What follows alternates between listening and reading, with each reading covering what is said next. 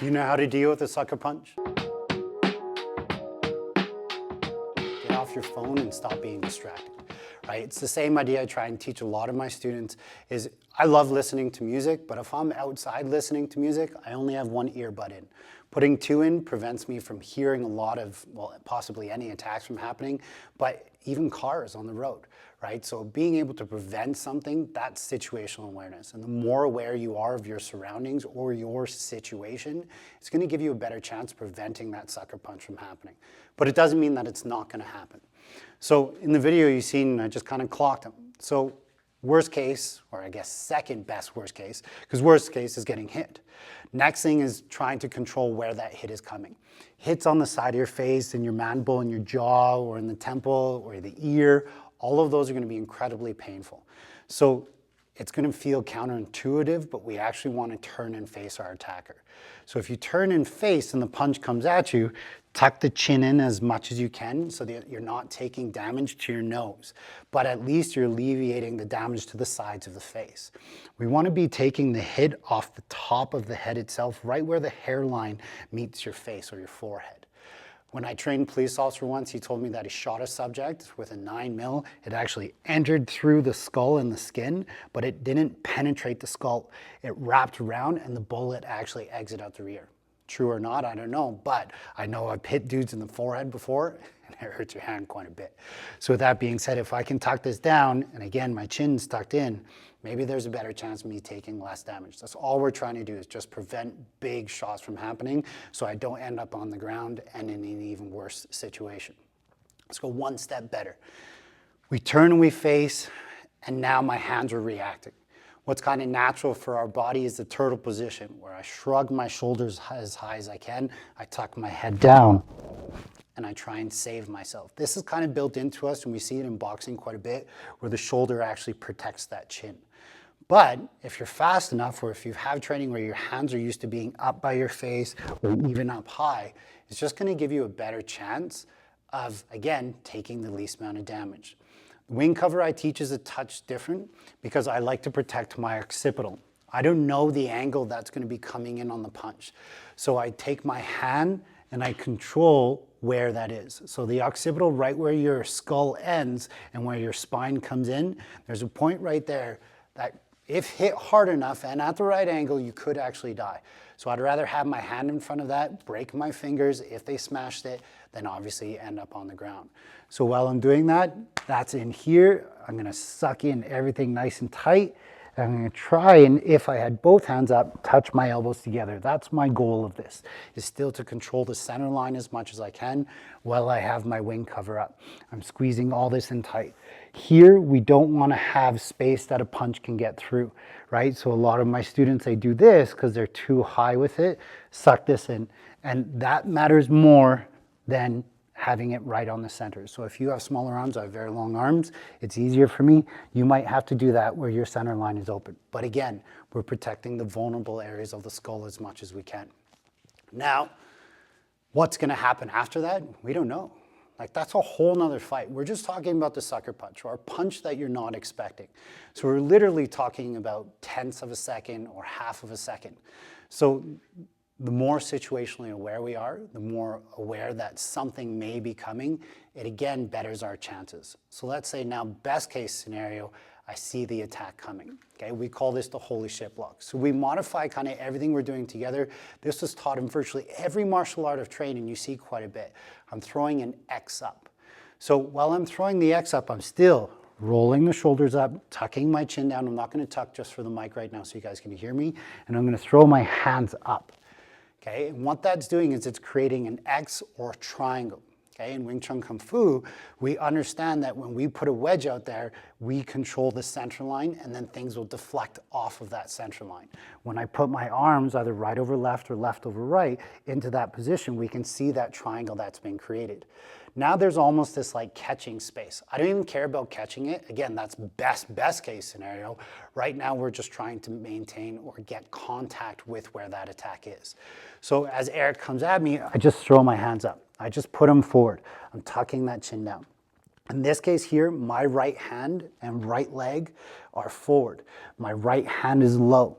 So now I bring in a little bit of my trapping skills. I'm gonna roll and turn this over, okay? So my right hand, bong sao, my left hand, tan sao. If you don't speak Wing Chun, don't worry about it. Just turn your body to the side. Rip this arm down and fire a chop out right away. Okay, this could be a back fist, could be a hammer fist. I personally don't care.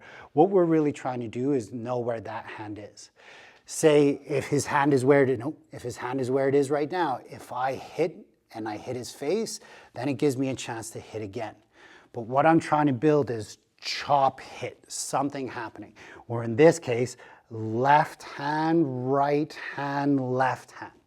But you see what Eric did right away when something's coming at his face, he puts something out. So when that happens, something comes out, he blocks. From here, I rip that down and I hit again. But if you notice, my sequential pattern has stayed the same. And that's what I'm trying to do in my mind. What Wing Chun and sensitivity drills like that are taught in Filipino martial arts, or even in BJJ, is that when something is coming at you, you're gonna feel where it is. And when you feel it, that tells you how to hit. See where his elbow is? I'm not gonna throw a Wing Chun punch right now because it's kind of like he's blocking with a bong sao. So now I'm gonna throw more of an overhand or more of a circular strike or maybe a hungar forearm. Like there's so many options that you can hit here and you should be exploring with it and playing with it. But one of my favorites is actually not hitting people, it's controlling their elbows.